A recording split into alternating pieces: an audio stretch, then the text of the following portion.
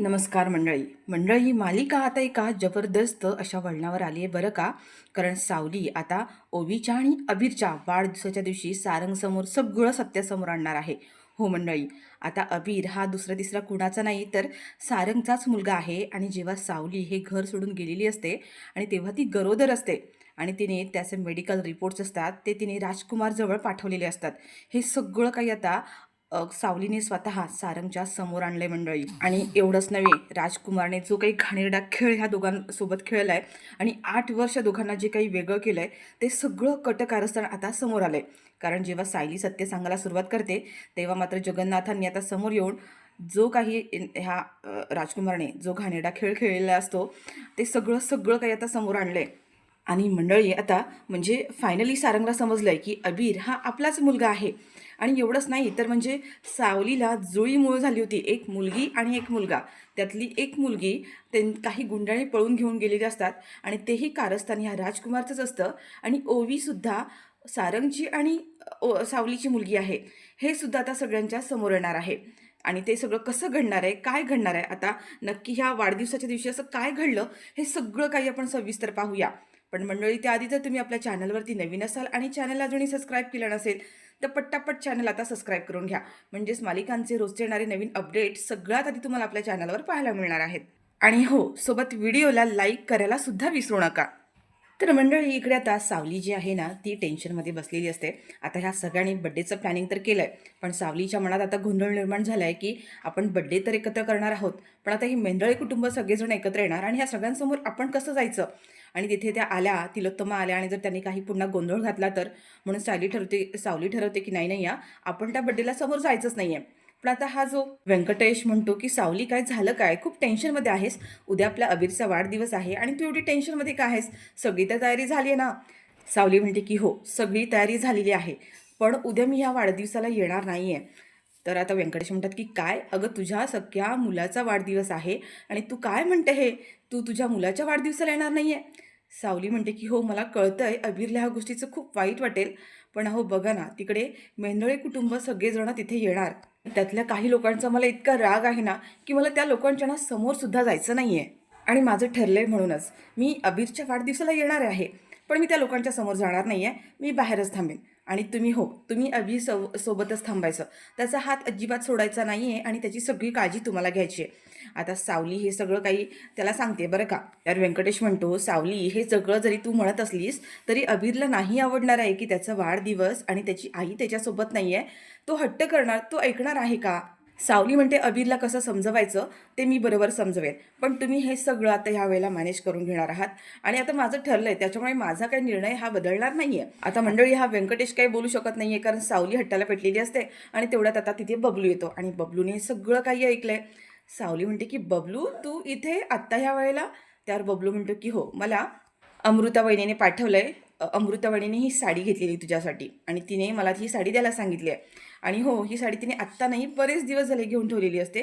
तिची खूप इच्छा होती की ही साडी तुला द्यावी, पण तिला ती वेळच नाही मिळाला आणि म्हणून तिने आत्ता ही साडी देऊन मला पाठवलंय. आणि तिने सांगितलंय की उद्या अबीरच्या आणि ओवीच्या बड्डेला तू ही साडी घालायची आहे म्हणून. आता सावली म्हणते की हे सगळं कशासाठी, आणि तुम्हाला माहिती आहे ना, मी असं गिफ्ट नाही घेऊ शकत, कोणाकडूनही घेऊ शकत नाही आहे. आणि अबीरच्या वाढदिवसासाठी मी साडी घेतली आहे ऑलरेडी. त्यावर आता इथे बबलू म्हणतो, अमृतावहिनी कशी आहे तुला माहिती आहे ना, तिचा किती जीव आहे सावली तुझ्यावरती, आणि तिने घेतली आहे प्रेमाने इतकी साडी, तर घे ना. आता सायली काही हट्टीपणा करत असते आणि साडी घ्यायला तयार नसते आणि म्हणते की नाही, तुम्ही प्लीज ही साडी घेऊन जा, मी अशी कोणाकडून कोणतेही गिफ्ट नाही घेऊ शकत. आणि हो, मी आता पहिली सावली राहिलेली नाही आहे.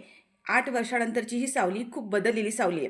आता ती सावली राहिलेली नाही आहे, त्याच्यामुळे मला त्यांच्याकडून आलेलं कोणतंही गिफ्ट नको आहे. तर बबलू म्हणतो, बरं, पण मी काय म्हणतो, मी आता आलो ना तेव्हा तुमचं काहीतरी बोलणं सुरू होतं. तुम्ही काय म्हणत होतात की अबीरच्या वाढदिवसाला तुम्ही येणार नाही आहात, बाहेर थांबणार आहात का, असं का. त्यावर सावली म्हणते की म्हणजे तुम्ही तुम्ही काय ऐकलत. नाही, असं काही नाही बोलले मी, आमचं काहीतरी वेगळं बोलणं सुरू होतं की अबीरच्या वाढदिवसाची सगळी तयारी झाली वगैरे, आम्ही ते बोलत होतो. बबलू म्हणतो की सावली वहिनी, मी सगळं काही ऐकलंय. तू आता इथे म्हणत होतीस की मेंढळे सगळे तिथे येणार असतील तर तू तिथे वाढदिवसाला येणार नाही आहेस, तू बाहेर थांबणार आहेस. तर व्यंकटेश म्हणतात की हो, ही असंच म्हणते, बरोबर बोलतोयस तू, बघा तिला काहीतरी समजवा, स्वतःच्याच लेकराच्या बड्डेला येणार नाही म्हणते ही. तर बबलू म्हणतो, सावली अगं असं काय करतेस तू, अगं, तू जर तिथे आली नाही आहेस, तर तुला काय वाटतं ओवी आणि अबीर स्वतःचा वाढदिवस साजरा करतील का? सावली म्हणते, त्यांचं टेन्शन तुम्ही नका घेऊ, ते सगळं मी मॅनेज करेन.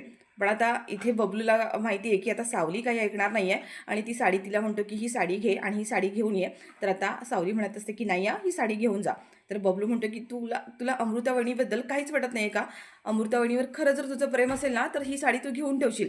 आणि आता बबलू तिथे ती साडी ठेवतो आणि तो तिथून निघून जातो. मंडळी आता इकडे बबलू आहे ना, घरी आल्या आल्या हे सगळं काही आता इथे सारंगला सांगून देतो. म्हणजे ह्या दोघांच्या वाढदिवसाला, अबीर आणि ओवीच्या वाढदिवसाला सावली येणार नाही आहे, ती बाहेर थांबणार असं म्हणते. आता म्हणतो की सावली आहे ना खरंच. आणि आता सारंग कसलाही वेळ न घालवता इकडे सायलीला भेटायला आलाय बरं का. आता सायली म्हणते की तुम्ही एवढ्या रात्री इथे काय करताय? तर सारंग म्हणतो की म्हणजे काय, कारणच तसं आहे ना, म्हणजे मला कळलं की तू उद्या अबीरच्या बड्डेला येणार नाही आहेस, बाहेर बाहेर थांबणार आहेस असं कळलं. तर लगेच सावली म्हणते की म्हणजे बबलू दादा तुम्ही लगेचच यांना जाऊन सांगितलं का, चुकी केलीत का? बबलू म्हणतो मी चुगली वगैरे काही केलं नाही आहे, खरं तेच सांगितलंय, मी ऐकलं माझ्या कानाने ते मी सांगितलं. सारंग म्हणतो सावली तू जर खरंच अबीरच्या वाढदिवसाला आली नाहीस, तर खरंच अबीर स्वतःचा वाढदिवस साजरा करणार आहे का? आणि तू स्वतःच्या मुलाच्याच वाढदिवसाला येणार नाही आहेस, असं कसं? सावली म्हणते त्याची काळजी तुम्ही नका करू, अबीरचा वाढदिवस तिकडे साजरा झाला, घरी आल्यानंतर आम्ही पुन्हा वाढदिवस साजरा करू आणि आम्ही दोघं एकत्र केक कट करू. त्यावर आता सारंग म्हणतो की बरं ठीक आहे, जर तू अबीरचा वाढदिवस इथे घरी साजरा कर आणि मग मी ओवीचा तिकडे घरी साजरा करतो. कारण काय ना, तू नाही आली तर ओवी पण तिकडे कट करणार नाही आणि अबीर पण करणार नाही आहे. मग आपण एक काम करूया, आत्तापर्यंत एवढं जे सगळं प्लॅनिंग केलं आहे ना, ते कॅन्सल करून टाकूया आणि तू इकडे अबीरचा वाढदिवस साजरा कर, मी तिकडे ओवीचा करतो. तसंही ते दोघं मग वेगवेगळा वाढदिवस साजरा केला तर तसंही करू देणार नाही आहेत. म्हणजे आपण आत्तापर्यंत केलेलं सगळं प्लॅनिंग वाया जाणार आहे. जाऊ दे ना, मग मुलांचा मूड ऑफ झाला तर काय हरकत आहे, आपल्याला काय फरक पडतोय त्याच्याने. हो दे मुलांचा मूड ऑफ. आता सारंग आहे ना, सावलीला मुद्दाम मुद्दाम म्हणून बोलत असतो जेणेकरून सावलीला वाईट वाटावं. सायली म्हणते तुम्ही हे सगळं मुद्दाम बोलताय ना? म्हणजे काय ना, आता वाढदिवस साजरा झाला, एवढी सगळी तयारी केली, मग लोक उद्या मलाच नावं ठेवणार की सावलीनेच आडमुठेपणा केला, तिनेच हट्टीपणा केला, तिनेच नखरे केले, म्हणून मुलांचा वाढदिवस कॅन्सल झाला. म्हणजे काय, उद्या सगळेजण मला दोष द्यायला मोकळे झाले. सारंग म्हणतो मग कशाला एवढा हट्टीपणा करतेस? मी काय म्हणतो, मला माहिती आहे तुझा प्रॉब्लेम काय आहे तो, पण आपल्या भूतकाळात जे झालं ते झालं. पण भूतकाळात जे झालं ते विसरून आपण आपला वर्तमान आणि आपल्या मुलांचं वर्तमान कसा चांगला जाईल याचा विचार करायला नको का? आणि मंडळी आता जेव्हा सारंग हे बोलतो ना, ते बोलणं सावलीला पडतं आणि म्हणते की बरं ठीक आहे, बघते मी मी येईन वाढदिवसाला. आता सावलीच्या सुद्धा चेहऱ्यावर हसू आलेलं असतं. बरं आता हे दोघं जण निघून जातात आणि दुसऱ्या दिवशी सकाळी आता असं दाखवलंय की इकडे हॉलमध्ये सगळी छान अशी बड्डेची तयारी सुरू झालेली असते. सावली आलेली असते आणि मागोमाग आता आपल्या अमृतावहिनी आणि सोबत सारंगने जी खोटी बायको म्हणून आणलेली असते ती सुद्धा आता तिच्यासोबत आलेली आहे बरं का. आणि तेवढा आता तिथे सारंगसुद्धा येतो.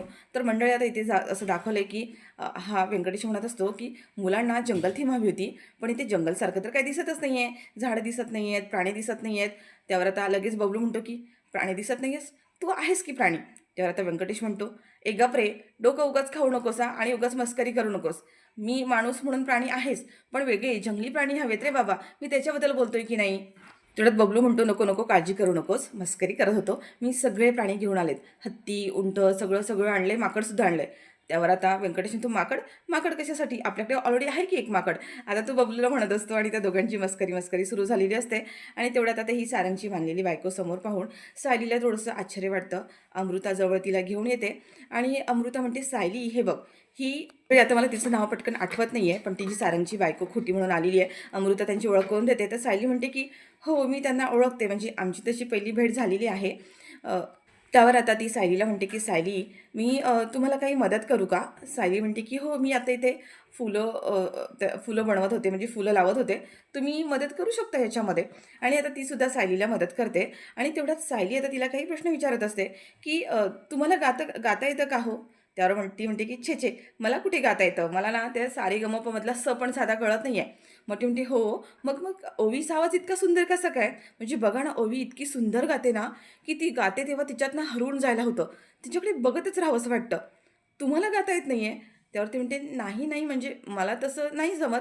काय ना, तेव्हा अमृता ती वेळ आहे ना सावरून घेते आणि म्हणते की काय ना, विठुरायाने आपल्या ओवीच्या गळ्यात आहे ना जन्मता सूर दिलाय, सगळी काही विठुरायाचीच कृपा आहे. आता तो विषय टाळायला गेलाय आणि आता पुन्हा ती विचारते सावली तिलाच की तुम्हाला ओवीच्या सगळ्या आवडीनिवडी माहीत असतील ना? म्हणजे ओवीला डार्क पिंक कलर ना अजिबात आवडत नाही आहे आणि त्याच्यामुळे तुम्हाला हे माहीत असेल की ओवीला कोणता रंग आवडतो. आता तिचं ततपप्पा सुरू होतं, कारण तिला ओवीबद्दल काहीच माहिती नाही आहे. आणि आता ती काहीतरी बोलणार, की हां, म्हणजे ओवीचं कसं झालंय माहिती आहे का, तिला आज हे आवडतं, उद्या ते आवडतं. तिच्या ना चॉईस ना नेहमी बदलत असतात. आणि त्यावर आता सावली म्हणते, की "हो, पण तिचा एखादा फेव्हरेट रंग तुम्हाला माहीत असेलच ना." त्यावर ही गोष्टसुद्धा आता अमृता सावरून घेते आणि म्हणते, की "तिला ना स्काय ब्लू कलर आवडतो." "हो ना, हो ना." त्यावरती म्हणते, की "हां, हां, ओवीचा स्काय ब्लू कलर फेव्हरेट आहे." तर मंडळी आता ह्या दोघांची गप्पा सुरू असतात आणि अमृता ते सगळं सावरून घेते.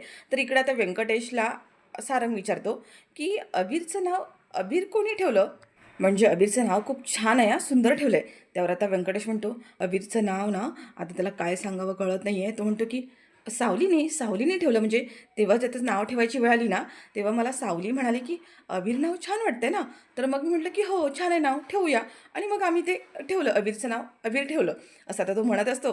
त्यावर तो म्हणतो, की सारंग म्हणतो, की "अबीर नावाचा अर्थ माहिती आहे का तुम्हाला?" ह्या व्यंकटेशला कसला अर्थ माहीत असतो? व्यंकटेश म्हणतो, की नावाचा अर्थ तेवढ्यात आता सारंग स्वतः सांगतो. अबीर नाव खरंच खूप सुंदर आहे. म्हणजे देवाजवळ जो पांढरा अबीर आपण जो ठेवतो ना, गुलाल ठेवतो ना सफेद, त्याचा सुगंध किती सुंदर असतो आणि अबीरसुद्धा ना ह्या अबीरासारखाच आहे. म्हणजे तो सुद्धा जिथे-जिथे असतो ना, तिथे सगळीकडे फक्त आणि फक्त सुगंध आणि आनंदच पसरवतो. खूप छान, छान नाव ठेवलंय आणि मला वाटलंच होतं, की हे नाव सावलीनेच ठेवलं असेल. आता ह्या दोघांमध्ये आणखीन चर्चा सुरू होतात आणि आता तो अबीरबद्दल आणखीन काही प्रश्न विचारणार. सारंग काहीतरी त्याला विचारत असतो, की ते बेळगावमध्ये तेवढ्यात आता सावली लगेच ते सावरून घेते. कारण तिलाही माहीत असतं, की व्यंकटेशला आणखीन काही प्रश्न सांगितले किंवा विचारले, तर हा काहीतरी बोलून मोकळा होईल आणि म्हणजे आपण जे काही खोटं-खोटं नाटक करतोय ते सगळं काही सारंगला समजून जाईल. म्हणून आता सावली लगेच थांबवते आणि म्हणते, की "ऐका ना, मी काय म्हणते, की मुलांची शाळा सुटायची वेळ झाली आहे. आपण चला पटकन जाऊया आपापल्या घरी आणि मुलांना घेऊन येऊया." त्यावर आता सारंग म्हणतो, की "हो, हो, जायला हवं." तेवढ्यात सावलीच्या इकडे आणखीन तिला प्रश्न विचारणं सुरू झालेलं असतं. आता अमृता पण घाबरलेली असते आणि म्हणते, की "आता काय करायचं?" सावली तर प्रश्न विचारायला थांबतच नाहीये. आणि आता हा सारंग आहे ना, तो सुद्धा पाहतो आणि म्हणतो, की "काय नाही, आपल्याला इथून आता कल्टीच मारायला पाहिजे. नाहीतर हिचे प्रश्न काही थांबायचेच नाहीयेत." आणि सारंगलाही कळतं, की आपण अडकणार आणि त्याच्यामुळे सारंग म्हणतो, की "चला आपण मुलांनाच घेऊन येऊया आता." आणि मंडळी इकडे आता असं दाखवलंय, की ही अमृता आहे, ओवीला घ्यायला घरी आलेली असते आणि तिकडे सावली अबीरला घ्यायला घरी गेलेली आहे. आता इकडे ओवी घरी आलेली असते आणि रुसलेली असते आणि आता ही म्हणते, की "काय झालं बाळा, एवढी रुसलेली का आहेस तू?" ओवी म्हणते, की "काय ना, तुम्हा मोठ्या लोकांना ना आमच्या लहान मुलांचं काही कळतच नाही. म्हणजे आम्ही इतके नाराज आहोत, आमचे हट्ट कसे पुरवायचे असतात, काही कळत नाहीये. आता हेच बघ ना, माझा बर्थडे मला असं वाटतं, की अबीरचा आणि माझा बर्थडे एकत्र व्हावा. मी इतका हट्ट करते, इतकी सॅड आहे, पण तुम्हा कोणालाही माझा माझा पडलेला चेहरा आणि माझ्याबद्दल काही वाटतच नाहीये. जाऊ दे, मी विठुरायाजवळच प्रार्थना करते आणि ती विठुरायाचा फोटो बाहेर काढते, मूर्ती आणि म्हणते, की "विठुराया बघ ना, माझी खूप इच्छा आहे रे अबीरचा आणि माझा वाढदिवस एकत्र व्हावा. पण हे मोठे लोकं माझं काही ऐकतच नाहीयेत. तूच कर बाबा आता काहीतरी हे सगळं." आणि मंडळी हे ती जेव्हा बोलत असते ना, तेव्हा मागून सारंग आलेला असतो आणि सारंग ओवीचं सगळं बोलणं ऐकतो आणि मंडळी त्याच वेळेला त्याला आता सावलीच आणि त्याचे जुने दिवस आठवतात. सावलीसुद्धा तेव्हा काही अडचणी आल्या तर विठुरायाजवळ अशीच प्रार्थना करायची, हे सगळं दाखवलंय.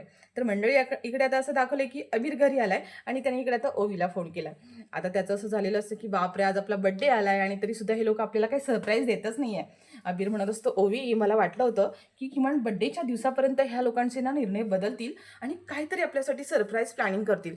पण बघ ना, ह्या लोकांनी अजून काही सरप्राईज प्लॅन केलंच नाहीये." ओवीसुद्धा म्हणते, "बघ ना रे, मला पण असं वाटलं होतं, की बाबा माझं ऐकेल. आपण इतके सॅड राहिलो, आपल्याला बर्थडे करायचा नाही म्हटल्यानंतर काहीतरी हे लोकं प्लॅन करतील. पण हे लोकं काहीच करत नाहीत यार." पण अबीर काही म्हणा, पण मला आपला बर्थडे दोघांना एकत्रच सेलिब्रेट करायचा आहे. त्यापेक्षा आपण एक काम करूया, काहीतरी प्लॅनिंग करूया, जेणेकरून आपल्या दोघांचा बर्थडे एकत्र सेलिब्रेट होईल. आता अबीर म्हणतो, "एक काम करतो, माझ्या ह्या छोट्या मेंदूला काहीतरी मोठी आयडिया सुचते का बघतो." अबीर म्हणतो, "हां, एक छान आयडिया. आपण एक काम करूया, आपण संध्याकाळी दोघं जण बाहेर येऊया. तू पण बाहेर ये, मी पण बाहेर येतो. आपण एका गार्डनमध्ये भेटूया आणि आपण तिथे केक कट करूया." ओवी म्हणते, "अबीर, तू वेडा आहेस का रे? आपल्या दोघांना कोणी एकटं-एकटं घराबाहेर सोडणार आहे का? आपण कसं भेटणार आणि कसं बर्थडे सेलिब्रेट करणार?" त्यावर अबीर म्हणतो, "हो ना, ते पण आहेच. मला पण आई बाहेर सोडणार नाहीये. मग आता काय करायचं?" ओवी म्हणते, "बघ ना, आणखीन काही सुचतं का बघ ना." अबीर म्हणतो, की "काय सुचेल, काय सुचेल?" त्याच्यावर त्याला कळतं, की हां, एक आयडिया सुचली आहे. आपण एक काम करूया, आपण आहे ना, संध्याकाळी असं काहीतरी प्लॅनिंग करूया. आपण आपापल्या फॅमिलीला घेऊन बाहेर जायचं आणि त्या दोघांना एकत्र आणायचं आणि मग तिथे आपण आपला बर्थडे सेलिब्रेट करूया. ओवी म्हणते, की "बरं, मग मी काय करू?" ओवी म्हणते, की "मी आहे ना, अमृता काकूला आणि बाबाला सांगते, की संध्याकाळी आपण आहे ना कुठेतरी बाहेर जाऊया, म्हणजे मंदिरात जाऊया किंवा मग कुठेतरी रेस्टॉरंटमध्ये जेवायला जाऊया, असं काहीतरी सांगते. आणि मग आपण तिकडे बाहेर जाऊया आणि तू सुद्धा तुझ्या आईला सांग, की तू पण कुठेतरी जा. त्यावर अबीर म्हणतो, की "हां, मी पण काहीतरी आईला सांगतो. मला पण कुठेतरी असं मंदिरात जायचं आहे किंवा असं काहीतरी सांगतो मी तिला आणि घेऊन येतो. आणि मी सुद्धा आजोबांना आणि आईला दोघांना सुद्धा घेऊन येणार बाहेर आणि मग आपण एक काम करूया, दोन्ही फॅमिली एकत्र येऊन मग एकत्र बर्थडे सेलिब्रेट करूया. म्हणजे कसं माहिती आहे का, आपण एकत्र आलो की ह्या लोकांना नाही म्हणताच येणार नाही आहे." आता इथे ओवी म्हणते, की "हो, खूप छान आयडिया आहे अबीर. ठरलं तर मग आपण आता दोघांनी सुद्धा हेच करायचं." आता ओवी बिचारी रडत असते आणि म्हणते, की "अबीर बघ ना रे, हे लोकं आता तरी आपलं ऐकतील का? म्हणजे तिथे गेल्यानंतर आपलं आपलं ऐकतील का?" अबीर म्हणतो, "नको टेन्शन घेऊस. आपला दोघांचा बर्थडे एकत्र होणार म्हणजे होणारच." आणि तो म्हणतो, की "ओवी तू रडतेस कशाला? तुझ्या डोळ्यातलं पाणी पुस बघू आधी." आता ओवी सुद्धा डोळे पुसते आणि म्हणते, की "येस अबीर, आपला बर्थडे एकत्रच होणार." आणि आता दोघांचं मिशन ठरले मंडळी. मंडळी भाग खूप छान दाखवलाय आणि आता पुढच्या भागामध्ये असं दाखवलंय, की वाढदिवसाच्या दिवशीच आता हा राजकुमार आहे ना तिथे जातो आणि राजकुमारला कळतं, की हा अबीर आहे तो सावलीचा आणि सारंगचा मुलगा आहे. हे सत्य त्याच्या समोर येतं आणि त्यानंतर